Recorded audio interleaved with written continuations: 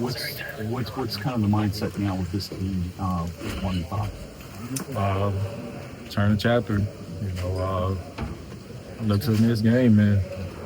Let's try to be 1-6. What's kind of the mindset when when it's not clicking for you guys? Is it just frustration rather than something? That's frustrating. Losing in the NFL, any game is frustrating, especially when you know that you can go out and put a better performance out. So, I think individually we got to look and see what we can do better as players. It's not just on the coaches. With 3 turnovers against a team like this, with a better quarterback, it's going to be hard to win. After the team couldn't convert from first and goal within the 5, I guess what was the message at halftime? I really don't try to, speak on messages from coaches, not to avoid your question, but, I'd rather, don't speak on that. But, I think everybody came out, 3-3, against a team that is, a pretty good team. So, even though we didn't go out and, score, we still feel good going into the second half with, how the defense is playing. What do you think this team needs to do to reset over the bye week and just to come back and try to make a run? I think for this team, I've been on a lot of teams, but I think critical situations, we got to be better. Like the red zone down there, certain, situations, we have to be better. And I think that's not just on the coaches, but the players as well. DeAndre, are you surprised that it's gotten to the point where you guys are 1-5 right now? No, bad football gets you 1-5, so,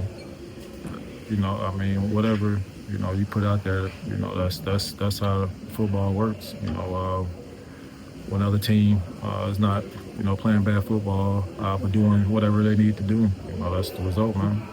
After Zay comes back to the sideline, after those 2 turnovers, just, what was his temperament, and I guess what was the receivers, picking up message to him during those moments? I told Zay to let anyone see him when he said down. He's a great player. He's going to be a great player for years to come. It's not just on him.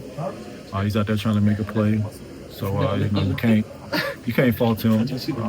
But, Zay know what he needs to do to be better. But, my message to him is, just keep your head up, man. Play next play.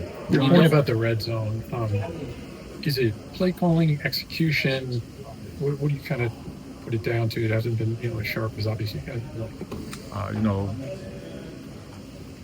Us as players, we go out and execute. We go out and do whatever, the play's called, so, we have to make it work.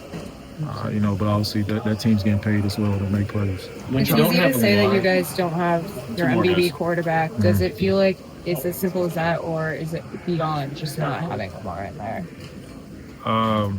Everyone here is in the NFL because they deserve to be in the NFL. So not having Lamar can't be an excuse for us not winning. But that does, show how important Lamar is to this team and what he's done.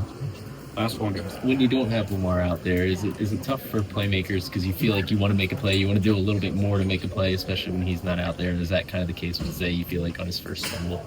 I think Zay always is looking to make a play, so I wouldn't, credit that to Lamar not being out there. Zay's a playmaker. He's always going to try to make a play with the ball in his hands.